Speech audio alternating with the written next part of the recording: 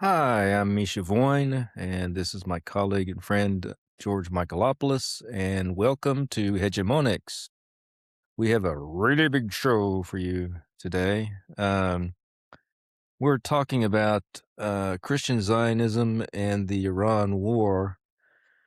To me, it appears that this Iran war is basically just an extension of the thing that happened back in June, really. Um, they just, kind of stopped and rearmed and started again. Trump's idea was to make it look like there was a big kaboom and got rid of the nuclear program, and we didn't buy that at the time. No, no, We we thought that didn't. it might stop for a while. We didn't think it stopped it permanently, and sure enough, here we are.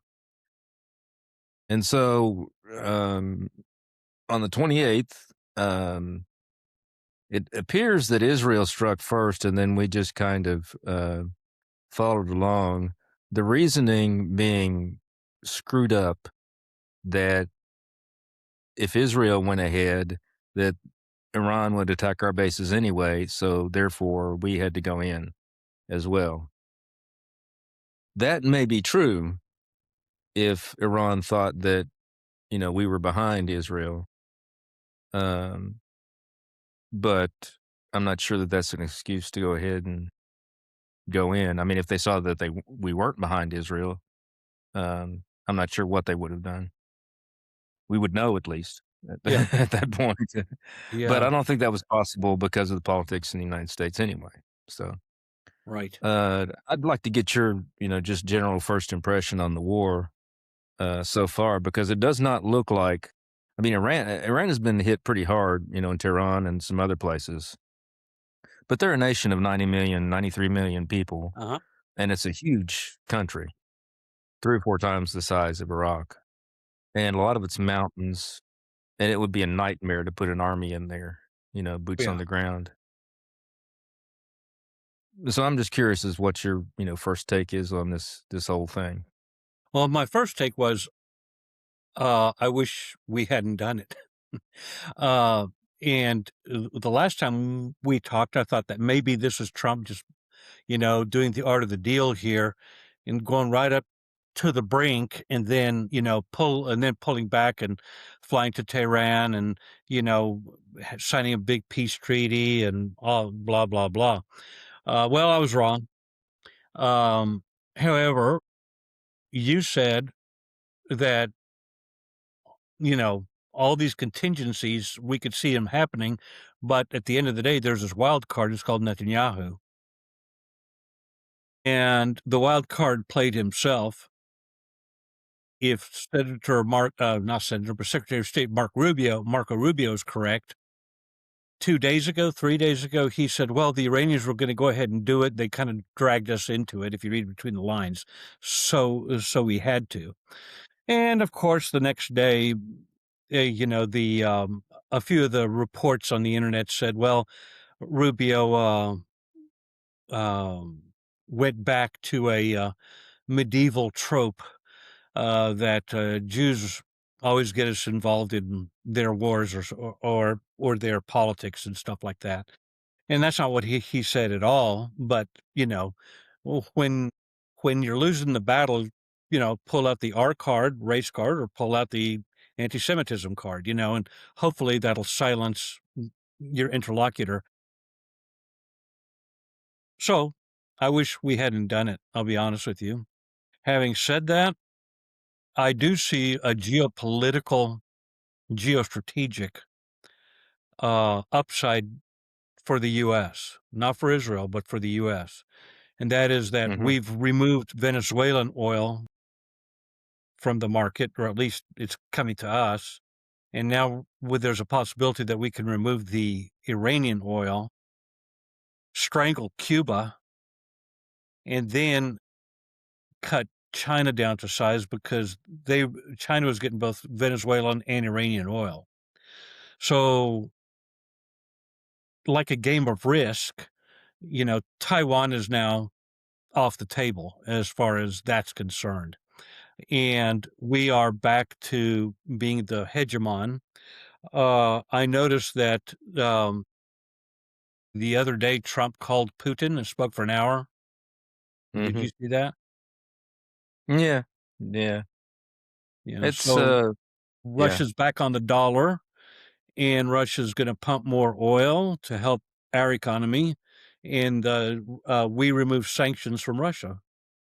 Not all of them. I didn't hear about any of that. I heard that he talked to Putin, but the last thing I heard from Putin was that he was gonna cut off oil and gas to Europe. I Yeah, didn't hear about the readout from the call that said anything about being back on the dollar or anything like that. I have to look at that to see. yeah, I'll send it to you. The boys on the Duran said it, Okay. Yeah, they're usually pretty yeah. and I heard it this morning too, that uh, Trump lifted some of the sanctions, on Russia. Mm. Russia was selling oil at $21 a barrel. Now they're gonna go up to 81, or they were selling at $21 a barrel to India, and now they're gonna do it at the fair market value, which is maybe 81. And of Yeah, course, I that's knew about gonna, that. you know They didn't like the Iranians, cutting back on their, purchases from Russia to begin with, and then when they came back, hat in hand, they said, "No, you're gonna do fair market value." Yeah, Uh, yeah. yeah, so Um, I got a little bit different take than you please tell on me. it, but, um, not diametrically opposed or anything like that. This is, manna from the gods as far as, manna from God as far as, Russia's concerned. Oh, yeah, The price of oil, it was up at 119 at one point. I'm not sure it was at what it is today. I think it's 96 today. When I was at the gym, that's what I 96. saw. Yeah, it was 100 the other day, which is just wonderful for Russia because oil, huge export of oil. The thing is, the reason that Putin probably said he was going to pull back any oil gas exports from Europe is in order to fill the gap that Iran um, would leave if there was a problem with exports to China. Mhm. So I don't think it really is going to hurt the Chinese at all, um, probably. But um, I'm not sure that it is as big a disaster. I mean, I don't think it helps Trump to look like he lost a war. I think he has enough control of the media that I don't know that that's necessarily how people are going to perceive it. Yeah, uh, there, there, there are people. There are not many people like you and I and our followers here at uh, our little following here at Hegemonix that actually pay attention to alternative media and know what's really going on. you're right. And so there are a lot of people who believe what the mainstream media says, and Trump has enough of an in with them, and they have enough of a hostility towards Iran that probably he's not going to face as much of a loser syndrome, from this that we would normally think that he would. Um, but on the positive side, for the United States, it looks like we're going to get out of the Middle East, which we should have done a long time ago. Agreed. Agreed. It's a bad way to do it, getting our butts kicked out rather than just withdrawing ourselves. But that's what it looks like is happening. Um, the good news about that is once our assets are out of there, there's not much else that they can do to us, that the That's Iranians right. can do to us. I mean, the war's over as far as the United States is concerned. I mean, like the Iranian foreign minister said the other day, there's not a U.S. ship within 750 kilometers of Iran right now. Um, there's nothing really they have some stuff that could reach out further than that, but I don't think they're really they made their point as far Mhm. as the bases are concerned. At that point, there's really nothing else that is a substance of conflict between the United States and Iran. The thing that's holding us in this is Israel. Of course. Israel is having a much worse day Yeah. than we are at this, and it's only just that they do because they started this thing and then restarted it against all reason. They were getting their butts kicked badly in the June war last year, and we had to come in and stage this big um, kabuki theater, as our friend Jim Jatras Mhm. called it, to get them out of it. And then they decided to start it again because I believe Netanyahu is insane. It's Ahab and Yes, Mother. Captain Ahab and the great white whale being Iran. I mean, I think a lot of it has to do with the way he reads history and the fact that his brother Yonatan Netanyahu was killed at Entebbe, the raid on Entebbe, and he just Israel's enemies. He just he has to go slay monsters, and um, he really has just felt possessed, I think, to do this. Large parts of Tel Aviv are in ruins, just like Gaza right now, and you don't see it on the mainstream media, but you see it to some extent on X, and then on other media that are less popular than X. Um, and I'm not sure that Iran's going to stop so long as there is a blue flag over Palestine. They've said, I think their defense minister said, we are not interested in a ceasefire so long as the Jewish entity is still there. Hmm. And that may be actually the case, that they're just going to keep pummeling it for months and months and months until everybody gets on a plane and leaves, and Palestinian flag flies over Jerusalem, and you know that's it.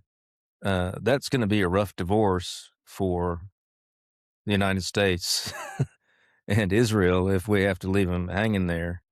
Um, but the other thing about this is that is news to us all.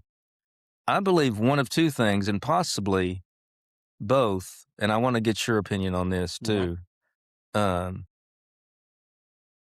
One of two things, and possibly both of them are true now, that we can probably say on day, what is this, Yeah. 13 of this 13, war. yeah. Um, the way the Iranians are attacking Israel I mean, they're not really, to the extent that they're attacking civilian areas, I think they're trying to hit things that are military targets that are located within those civilian areas. Right, they are. I don't think they're necessarily targeting major clusters of civilians, um, but they're doing it in such a brazen manner, wave after wave, like 34 waves of rockets, and now it's just being there's no air defenses over there. It's just pounding and pounding and pounding. Either the Israelis do not have nuclear weapons, which is entirely possible. I mean, you would think that the cabinet will be sitting around saying, if this is not the scenario where we would use nuclear weapons, tell me what the scenario is. Hmm. You know, that would be what I would think they would be talking about right now. But they're not. They haven't been using them. I would think after the first week they would have done something like that. Either that this is one scenario that I think is entirely possible playing out. Either that, or they can't deliver them. They only have them on planes. They don't have them on rockets, and they can't get the planes over Iran. That's a possibility. That's much less likely, I think, but that's a possibility. Now, the other thing that I think could be behind the Iranians doing this is they do have nuclear weapons. They're not concerned about the Israelis retaliating because they do have them, and maybe they'll let the Israelis know that they do have them. There I were I hadn't thought of three. that. I really hadn't thought of that. That's, fascinating. There were three, 4 on the Richter scale or higher, earthquakes underneath Iran from March 2nd to March 8th. That is highly unusual. uh, and there are a lot of people who are saying they're testing nuclear weapons underground. And it happened after the last Ayatollah was killed, so the fatwa was, you know, nullified after that. And they probably had them laying around. They just didn't use them or didn't assemble them or whatever. Those are entirely possible because that's I'm trying to think of explanation why Israel would lay down and let the Iranians do this. I'm interested in what you think is going on. Um, I hadn't thought of that. I mean, it's possible that they do have them, and they've let the Israelis know, and maybe the Israelis are fighting with one hand tied behind their back now, once they got knowledge of that. Um, it's,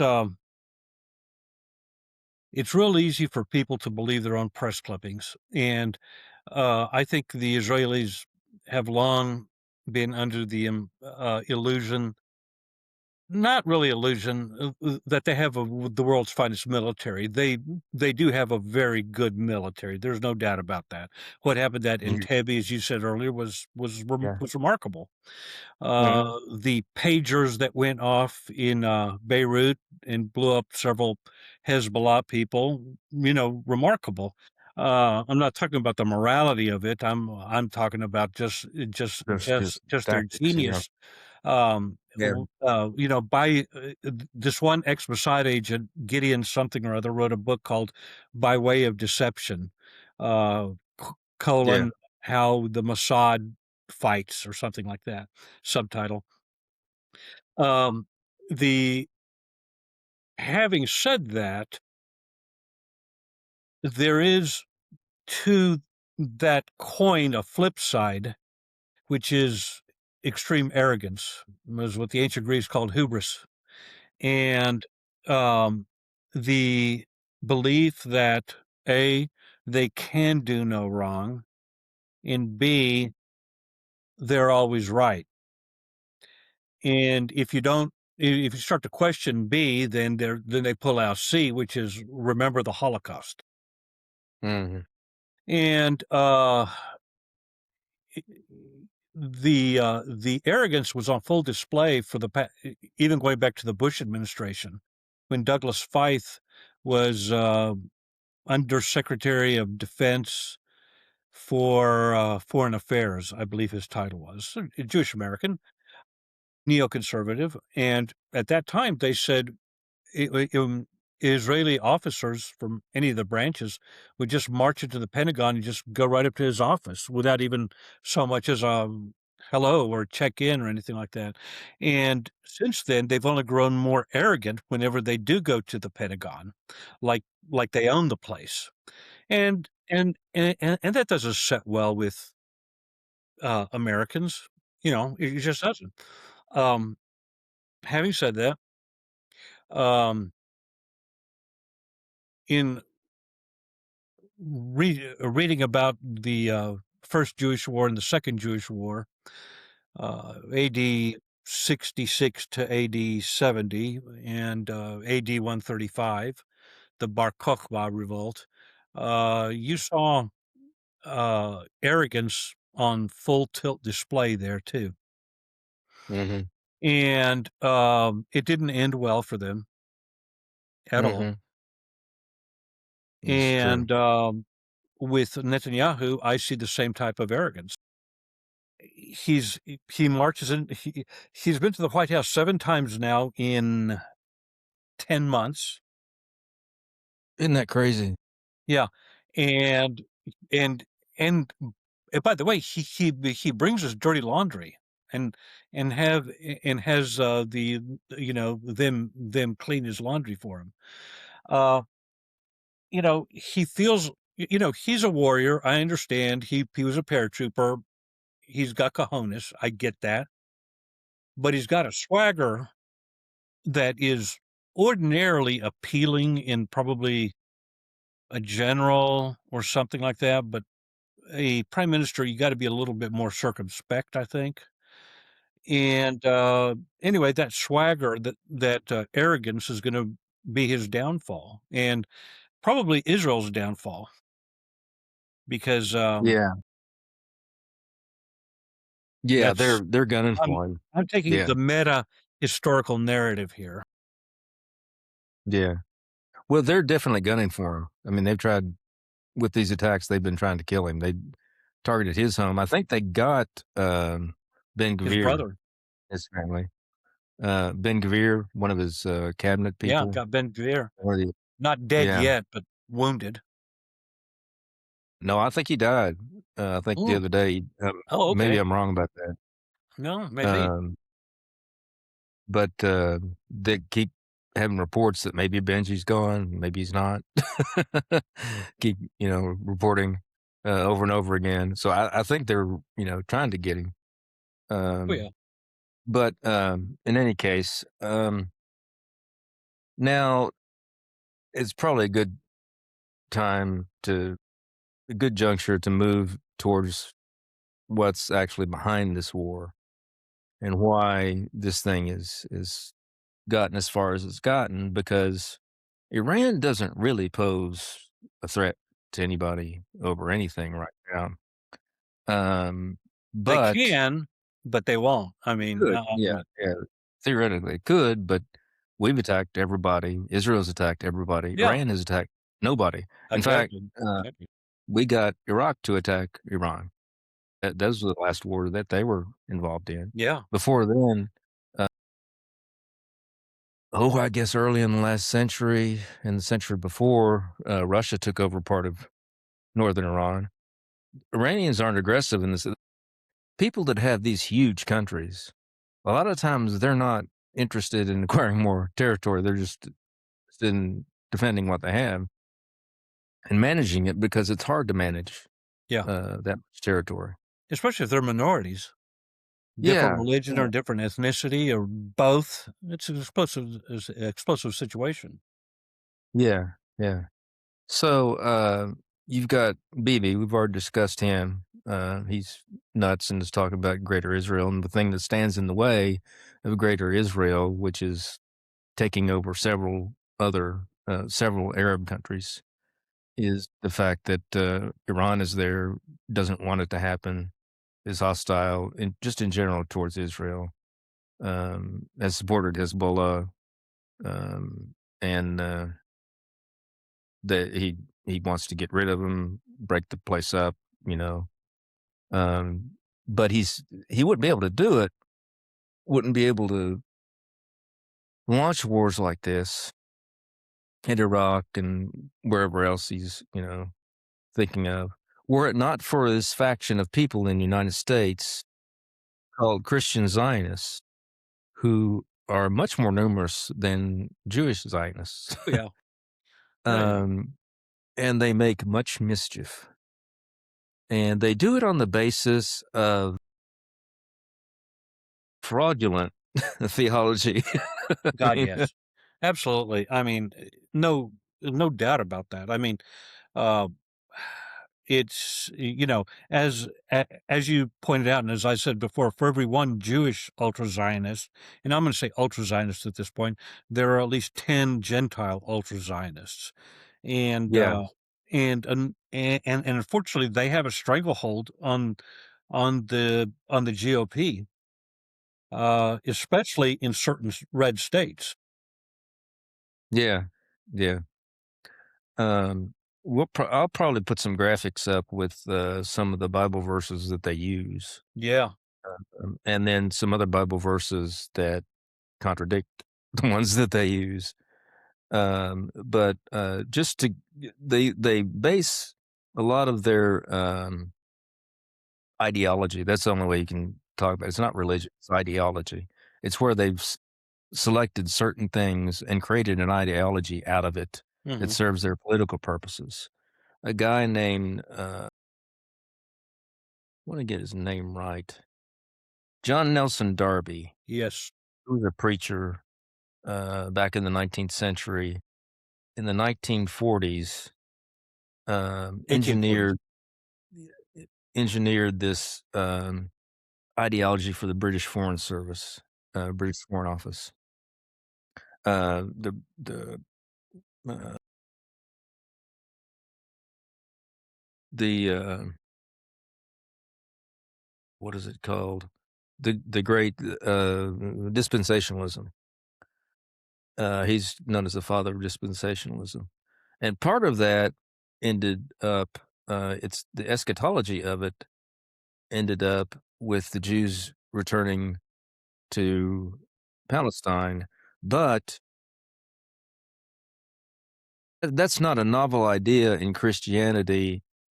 I think it's gone back to, like, maybe the 16th century that Christians have said something to that effect, um, but it would be when they were converted. Yes, exactly. And along those lines, Benjamin Disraeli, who's probably one of the greatest prime ministers of Israel, of Great Britain, was himself ethnically Jewish, but Mhm, had his father converted to Anglicanism, and he was an Anglican.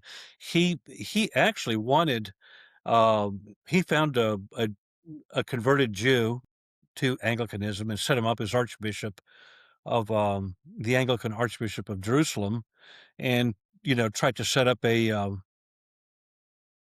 Jewish church, for want of a better word.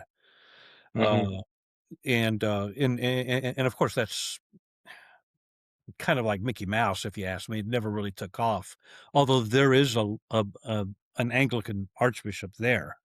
Um, mhm. but he's Palestinian.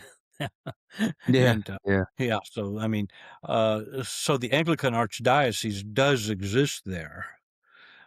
yeah, But along those lines, um, it was in the interest of the British Foreign Office to have a permanent base nearby the Suez Canal. yeah, yeah. I mean, that's they And started off this whole thing, and then we Mhm. inherited it. Right. They started off, they wanted a military, they wanted a British base And in the yeah. there's another little piece of this puzzle. There was a significant percentage of excuse me, British evangelicals who believed that the Anglo-Saxons were one of the 10 lost tribes of Israel, Yeah, this is true. and Yeah. that the throne of David continues on through a circuitous route from Egypt to North Africa to Spain to Ireland to Scotland and then back down to England. And King Charles III is the most recent incumbent of the Davidic throne, and that's why. And St. Edward's chair in Westminster Abbey, where the king sits as he's being crowned, where the queen regnant is built over the stone of Scone, and Mm, I've seen that, and that the stone of Scone was belonged to Scotland at one time, mhm, and the kings of Scotland were crowned standing on that. What did you ask about the stone of Scone? Well, the stone of Scone was supposedly part of the memorabilia, the regalia of this ancient line of kings that they carried with them, because that's the stone that Jacob slept on when he saw the angels going up and down from heaven. Okay. And Edward the First, Longshanks, when he finally got his way with Scotland, he took it to England with him. And it was ensconced in Westminster Abbey for almost 900 years. But mm. about 10 years ago, the English allowed it to be repatriated to Scotland. Anyway, that's, Yeah, I there's mean, there's everyone this wanted to romantic myth about, the British people being Israelites or a remnant. Yeah, everybody wanted to trace their lineage back to Hebrews for patriarchal reasons, if nothing else. So there are 3 passages in Genesis that, the Christian Zionists tend to rely on: Genesis 12, 15, and 27. Mhm, And basically, they say, one of them, the Lord says to Abraham, "You make him a great nation. Those who bless him, he will bless, and those who dishonor him, he will curse." Um, and then it says he would give his offspring this land from Egypt to the Euphrates. And then in Genesis 27, it's again, "Cursed be everyone who curses you, blessed be everyone who blesses you." But that's Isaac saying it to Jacob. mhm, That's not God saying it. So you have God saying something to Abraham personally, and then you have Isaac saying something to Jacob personally, but you don't have God saying something to the Israelites or Judea or Judah collectively. Um, and the offspring, as we'll find out later, that Saint Paul talks about, is singular, and he says that offspring is Jesus Christ. of course. Yeah. And so that's the great disconnect that we also in Joshua 21:43 to 45, it says that all these promises that were made to Israel in the law of Moses, not one word of all the good promises the Lord had made to this house of Israel had failed. All came to pass, past tense. Mhm, So it was all done. yeah, Later on, Jeremiah, Jeremiah 3:8, God made a divorce from the northern kingdom, Israel, mhm, and allowed them to be exiled. Um,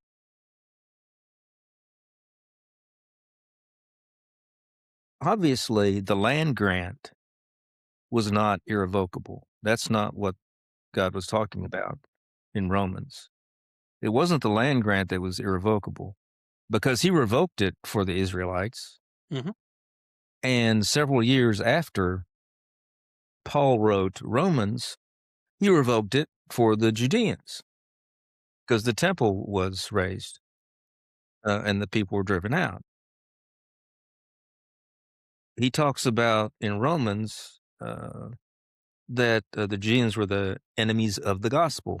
He says a lot of things in Romans that they don't really want to yeah, face. Uh, Paul says in Romans 9, "I wish I were cut off and accursed." Why does he say that? Because the Jews who rejected Jesus, he believed, were cut off and accursed. mhm, Vessels of wrath prepared for destruction. Uh, he says some things, and this is the thing that they don't understand.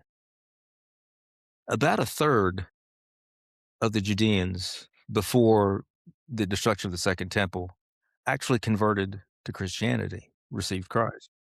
About two-thirds did not. But that's a huge number of Judeans who converted. And so when you say, did he reject his people? And Paul answers, no, of course not. Uh, I, a Christian, am a Jew, chosen, and those chosen by grace in our time.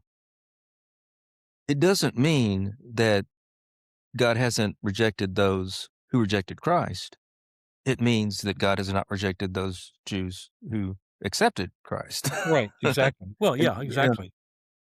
uh, Hence, the whole dual covenant thing, going back to the Christian Zionism, is completely invalid. I mean, right. it's a Eh, violation of basic theology 101. yeah. Yeah, it's insane on it's on its face because, you're a Christian and you're saying that these people are chosen who gave up Christ to be crucified. That's, you know, but in Romans 11, it does talk about irrevocable gifts and calling, but it doesn't say covenant. It says irrevocable gifts and calling. What are the gifts and calling? I wrestled with this for a while, not wrestled with it, but thought about it for a while. It has to be the scriptures, gifts, the law, the prophets, the writings. And the calling is what's embedded in those, Jesus Christ. He's embedded in throughout the Old Testament.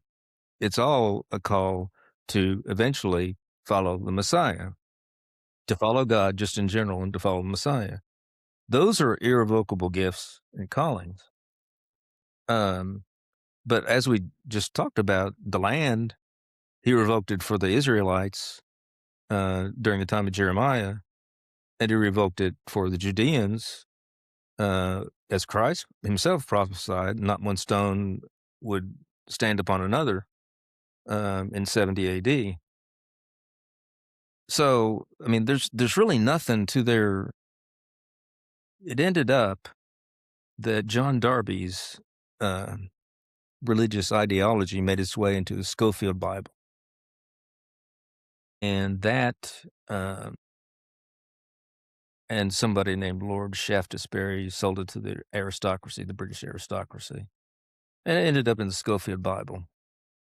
And you don't really see it so much until about the 60s in the United States, but it became uh, somewhat common, I think, in evangelical circles.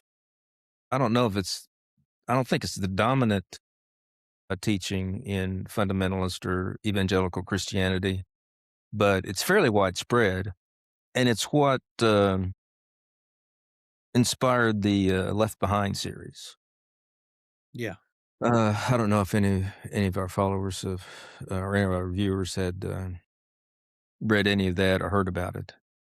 But there are a couple of evangelical writers who wrote a series of books about what would happen under their theory of the rapture and the tribulation and all that, which is not what we expect in the No. Orthodox Church. No. uh, but that's all dispensationalism. But It's rank heresy. Let's just call it for what it is. yeah, I And mean, what else would you expect? Yeah. yeah, I mean, and if you believe it, you're in danger of losing your salvation, and at the very least, you're in danger of being responsible for the deaths of millions of people. And Yeah, that's the problem with heresy. Uh,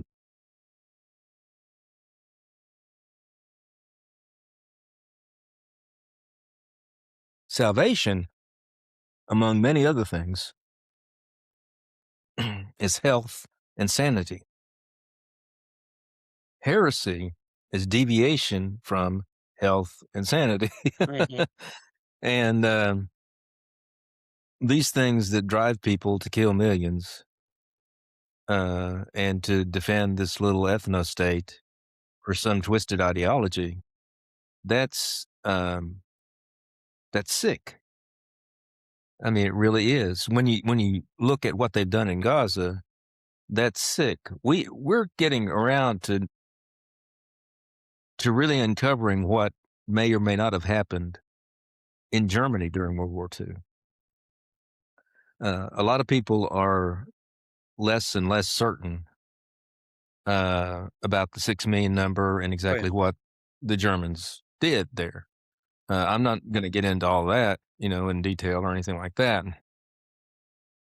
But what one can say is, um, the German people in general did not have an intent to do whatever happened that is attributed to the Nazis.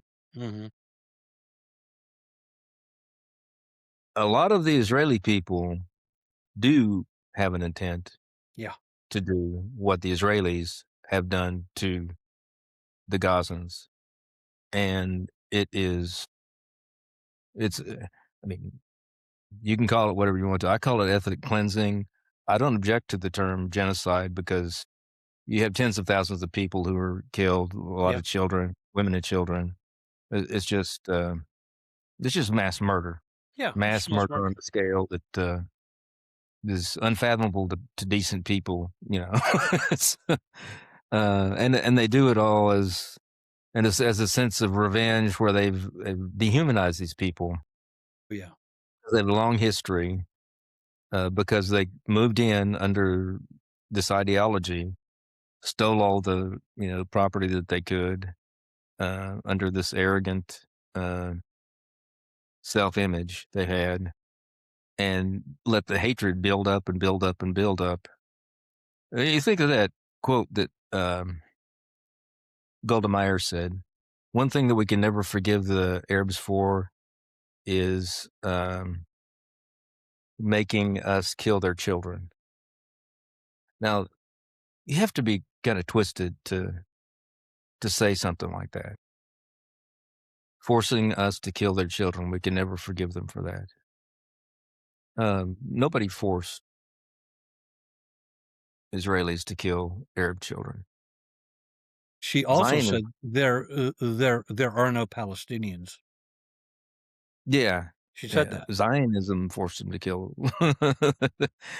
Yeah, and that's been a long thing that there are no Palestinians because uh, now there's a the whole area was called Sham before Israel was founded in um, Syria, Lebanon, and Israel. All were considered one area. Um, and that was one of the problems that dividing up these countries by just drawing lines on a map. That's legacy of what happened after the Ottoman Empire was overcome. Um, but so these people who are supporting Israel are adamant that the biblical Israel and the state of Israel are the same entity, and that God is behind this state of Israel. And they don't understand basic Christianity, which is um, divine, that you see in the Old Testament, uh, which is the Judeans, basically, because the Israelites ended up in exile. Um, a good number of them converted to Christianity. And so that vine continues. Part of that vine, though, rejected Christ. And so it is broken off and left to burn or Right, Romans whatever. 9. Romans Yeah, 9, another people will be grafted on. But then in Romans 11, he says, "But to the Greeks who are grafted on, don't be arrogant, because just as they were taken out, you could be taken out." right. And Exactly. there's we can't be triumphalist about this at all. And Right, right. And just as we were disobedient once, yeah, the Jews who reject Christ are disobedient, and it will be because of the grace that is given to us that eventually, in the last times, the Jews who were disobedient will end up being converted right. uh, because of that he will overcome the disobedience of all. But right now, Mhm. you can't. It's insane to support people who have rejected Christ and are you know employed in mass murder. Yeah, It just you know and other nasty things that we're just finding out about as well. Um, so what? Let me give me your kind of rundown. I've talked a lot. that's Give okay. me your rundown of Christian Zionism and what you think Well, they're I I I think we're major seeing the malfunctions. beginning of the end of Christian Zionism. I think it's at its apex. Um, there are ex-Christian Zionists who you can catch them on YouTube who said, I kind of screwed up, and and they're not anti-Semites, okay, because that's always the go-to argument. Um, Mhm. uh, you, you know, once Christian Zionism is exploded as a myth, delegitimized, then we'll probably see a safer world. Um, and but that's kind of where I'm at. We just have to we shows like this, shows like you know what Jay Dyer does, what Andrew Wilson does, which so much more above us. It's not only bringing people to the true faith, which is us, but it's also dispelling a lot of triumphal Protestant triumphalism or Christian Zionist ideology. So, I mean, I remain hopeful, Mhm. and it is late in the day. I'm not going to say it's not. Uh, as I said at the very start, I'm sorry we entered into this. I hope we can get out of it and let Israel hold the bag. You know, Yeah. if there's anybody who can declare victory and leave and make people agree, it would be Trump. Yeah. Yeah. So, but again, the wild card is, well, what will Bibi do? Will he blow up the dome on the rock? And say it was an Iranian missile. Will he sink an American ship and say it was an Iranian missile? Will he do something in the homeland? And let's just put our cards on the table, Misha. The bloom is off the rose. No more do people believe, well, it's like the USS Liberty. Mhm. There's no way that an apologist could say, well, it was a mistake. We all Right. know it was not a mistake. And now we're finding out about the 1982, the Marine barracks. Yeah, they withheld The information. Israelis Yeah. had some foreknowledge. They didn't tell us, and Yeah. 241 Marines got killed. Reagan did the wise thing and pulled out. Somebody got to him and said, "No, they want us to go in and start World War III." Mm. So even though Yeah. we turned tail and ran, and that's never a good look,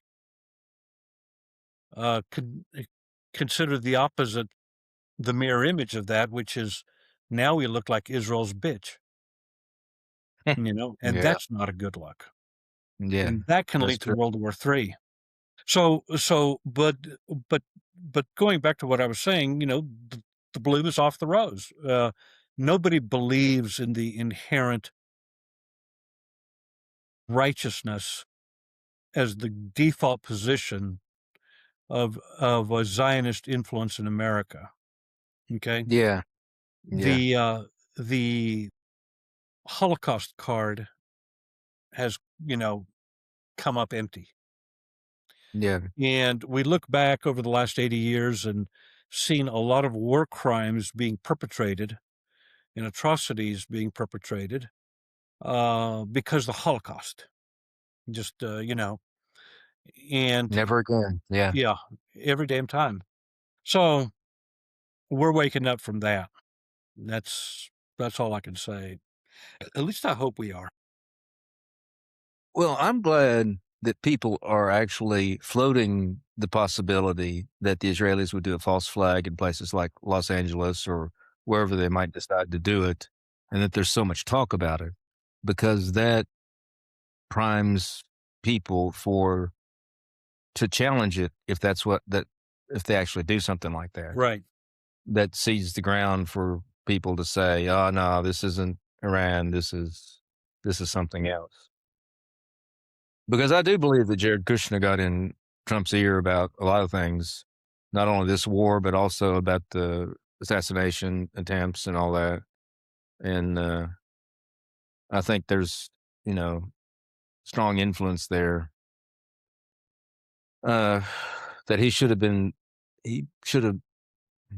been cautious about, but he wasn't. Um, I don't think this is going to destroy his presidency, um, unless he goes in and puts boots on the ground and presses this to something really nasty. I think if he follows his instinct and declares victory and gets out, if he can, you know, cut the cord with Israel, which is a tall order, no doubt. But if he can do that, there's still quite a bit of time till the midterms, Yeah, and you can. I I completely agree. Um, uh, um, Along those lines, like, why did he do it? I mean, I don't know the man, but I feel like I can look into his heart and into his soul and say this guy did not want to do this. He did not want to look like Israel's bitch or Bibi's bitch. He didn't want to. And there are memes going around that are very, very disgusting about along the lines of what I just said. Um, Mhm. but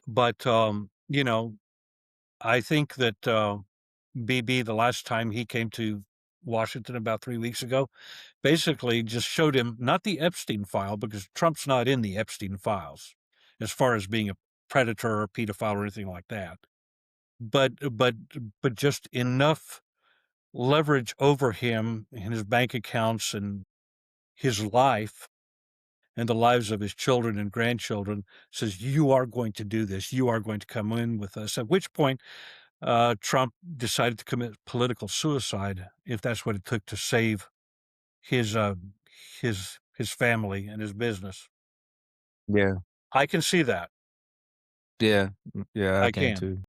At the same time, you know, he's a slippery character. He can wiggle out of. He's wiggled out of some tight spots in the past. I think it wiggle out. I think that he thought that he could wiggle out of this one, and in the meantime, the arrogance of Bibi is going to be his downfall, and it's going to be the downfall of Israel. And I, w- I think realistically that this is America's last joint hurrah with Israel. I really do think that. Yeah,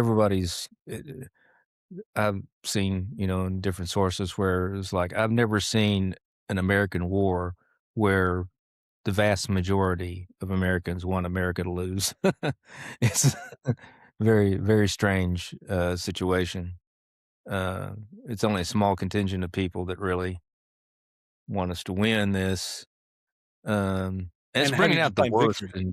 And how do you define victory? I mean, so let's be honest. Well, that's the thing. I mean, there's no we went into this. The one thing that I would say about Trump that I think distinguishes him from his predecessors with respect to foreign wars still to this day is um, if he gets into something and it looks like it's going to turn bad and look like he's a loser, he still is not.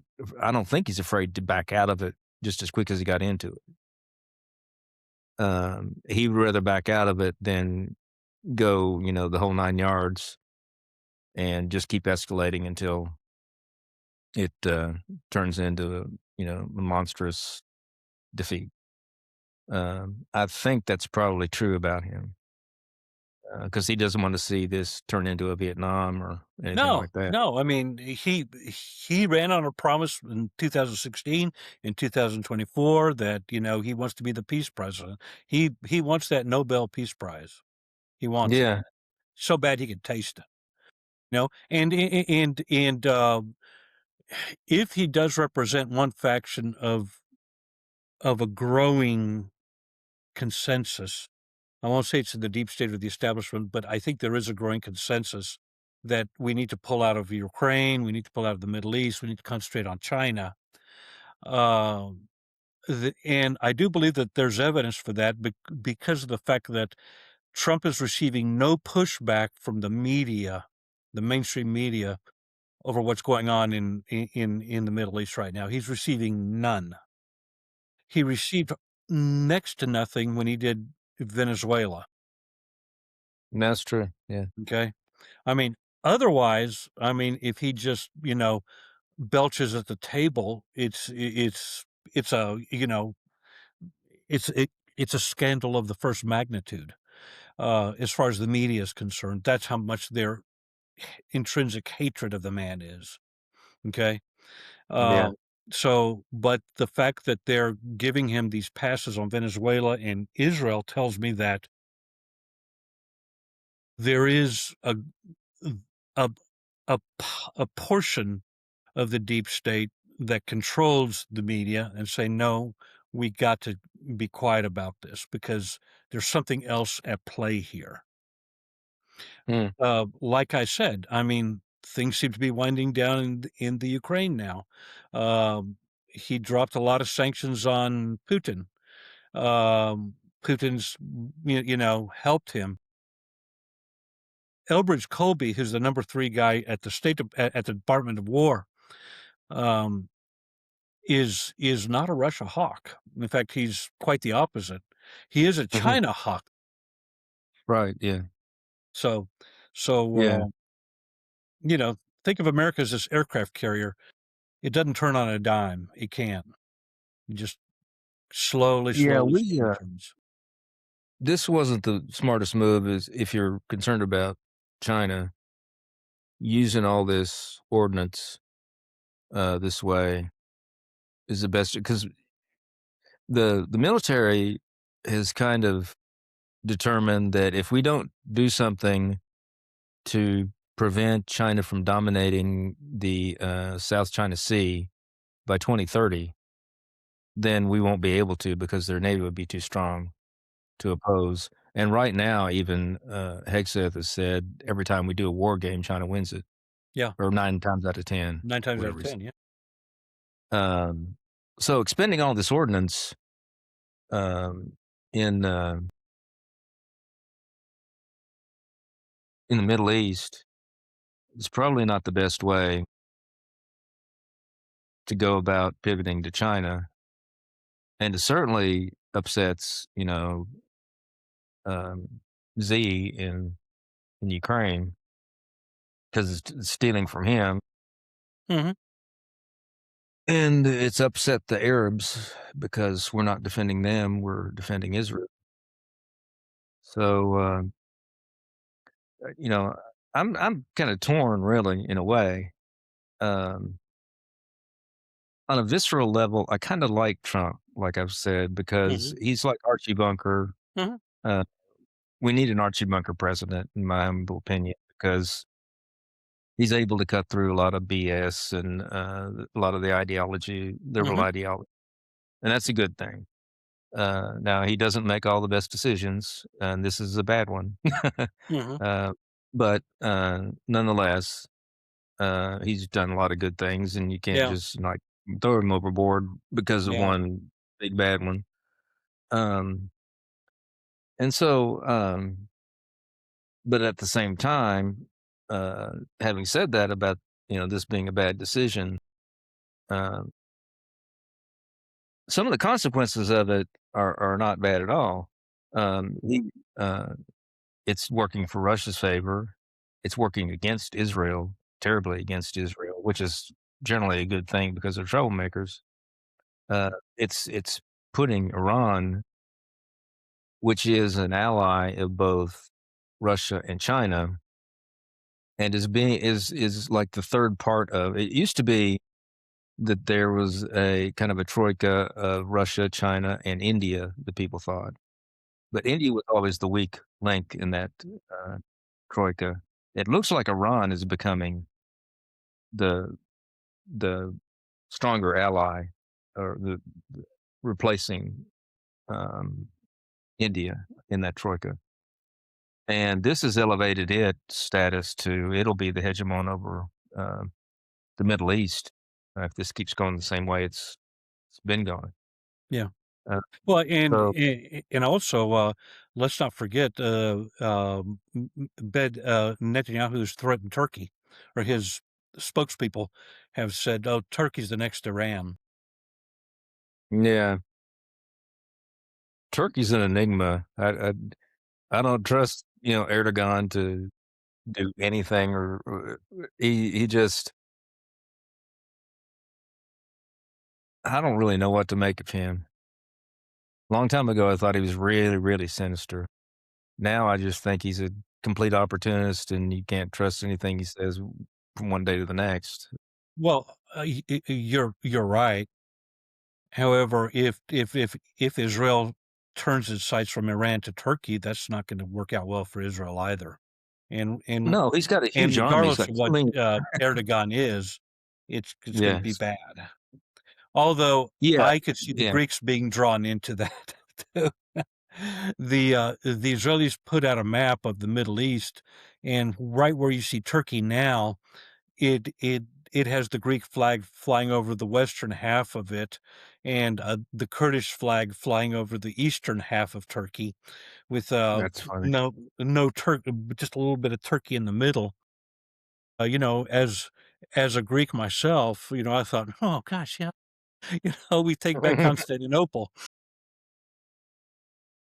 So, the Israelis, being troublemakers, have contingency plans out the wazoo, and Yeah, so that's it. That's all I can say. yeah, I don't know about Turkey, and I mean, I obviously, being Orthodox, would like to see Constantinople, Sure. Istanbul liberated, and, Tsargrad, what we call it. So God, yeah. Um, yeah, but, the Middle East there's so much history there, and, there's so much self-loathing in the West that it's gonna take a long time for that to happen for, the liberation that we hope for to occur, Mm, I yeah. think. Um, we have to I mean, the church's faces 2 dragons, liberalism and Islam. And really, we have to defeat liberalism first because if we don't defeat liberalism first, we won't have the fortitude to defeat Islam. Yeah, you're right That's about that. Yeah. humble opinion. Yeah, Liberalism is a self-inflicted wound on the European peoples, and yeah, Americans are European peoples. yeah, yeah. Well, that's at the heart of this, and one of the things that I think is working against Christian Zionism. I was very happy that the Catholics, some of the Catholics anyway, are taking issue with Christian Zionism Yes. or Zionism in general. Yeah, we need to talk about that. I got some information about that. Yeah, Carrie Prejean and all Yeah. the stuff with the committee. Mhm. She got booted from that.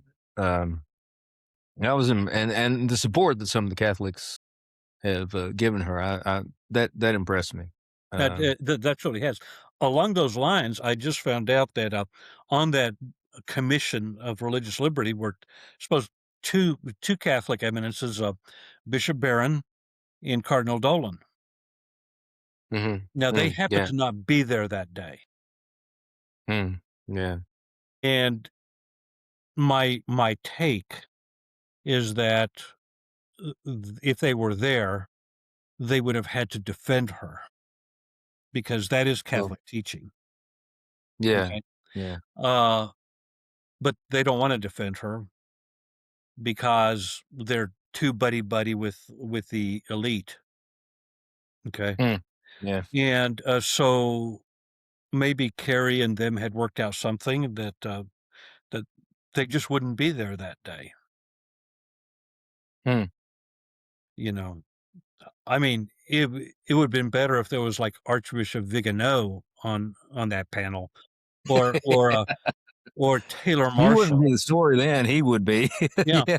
yeah, or Taylor Marshall, some of these other traditionalist Catholics, Kennedy Hall, who would have defended her, okay? Yeah. And I'm sure there's probably 1 or 2 Catholic bishops out there who are not scared of the Zionist lobby, you know, but they're not on the commission.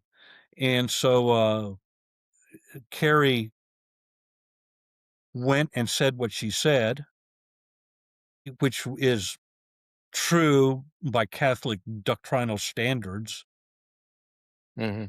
and she didn't receive any, um well, she received pushback immediately, but that only kept the story alive until other people came and defended her after the fact. Yeah. And so, there's that now. Now people are talking about, Christian Zionism and Zionism in general, and is it legitimate? And, you know, do the Jews have a right to a homeland? And if they do, then do the Greeks have a right to a homeland? Do the Turks, the Italians, the French, do the Americans have a right to a homeland? And if the Americans have a right to a homeland, then we need to seal our borders and we need to decide who gets to come in the first place. Okay. I mean, this is a Pandora's box that has been opened.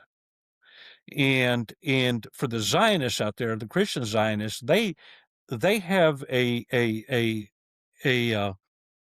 uh what's the word I'm looking for?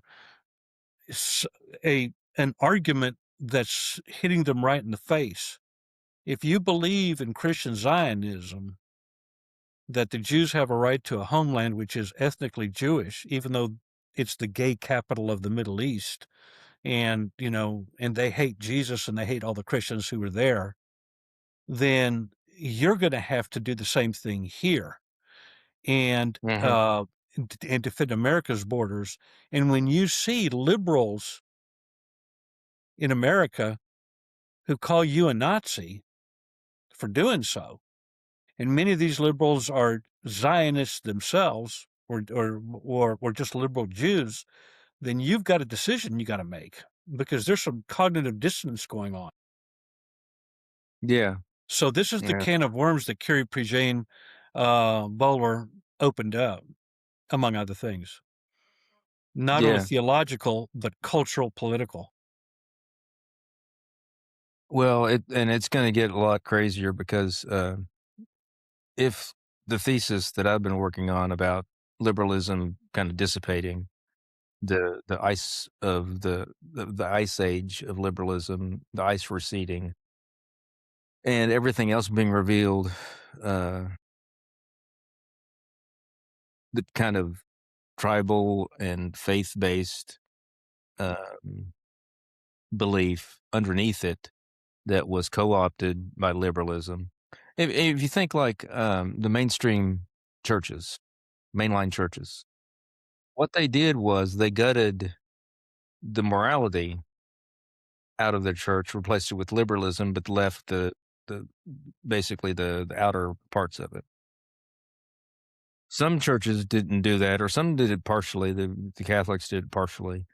Uh, most of the Orthodox Church didn't do it. There's parts of it that kind of did to some extent. Um, but that tendency to do that came from liberalism, this uh, acid ideology that's engulfed the West that seems to be dissipating. When it goes, as it goes, you're going to see more tribalism. You're going to see more the old religion base, not the Mhm. kind of thing you see No, no, no, the main churches, no. the real you might call fundamentalism or traditional religion base reassert itself. Now that seems all fine and dandy to me and you probably. Um, it's a disaster for the Jews. Yeah. They have used liberalism as a cover to do to flow freely throughout their diaspora, uh, to make Judeo-Christian or, the norm, to flow in liberal society. And as liberalism dies, um, and religious differences become important again, then that's probably pretty scary for them. And they, ideally, they would want to have their own country that they could go to, and they would not want to upset their neighbors. They would want to fortify it and secure it, and they would want to get everybody who is not Jewish on the outside of the borders Mhm. and keep it that way. But they're not that savvy, evidently. They're Uh, they're I they that they had they're that. I mean, Trump had the Abraham Accords in 2020 that were signed. Everything, I mean, Gaza eh, was isolated, they could have just let them be Palestine and just fortified the wall even more. But no, they just got arrogant and they said, no, we're going to go and get Jordan. We're going to get Lebanon. We're going to get most of Syria. We're going to get Saudi Arabia, from the great river of the Egypt, the Nile, I guess, to the Euphrates. I mean, and because God promised us that, instead of just saying, no, let's be friendly with the Arabs, because a lot of the Arabs, they kind of don't like the Palestinians anyway. I mean, they're troublemakers too when they, in their refugee camps. Not all of them, of course, but some. So, they the Jews could have lived peaceably with their Arab neighbors. There's no doubt in my mind. But no, I mean, there's this hornet's nest, and Netanyahu just had to go and kick it. Yeah, I mean, and now he's stuck with the yeah. tar baby. We'll leave it at that. Yeah, this has been a good one. Uh, so if you like what you have seen and heard here, please hit subscribe, and we will see you next time on Hegemonix.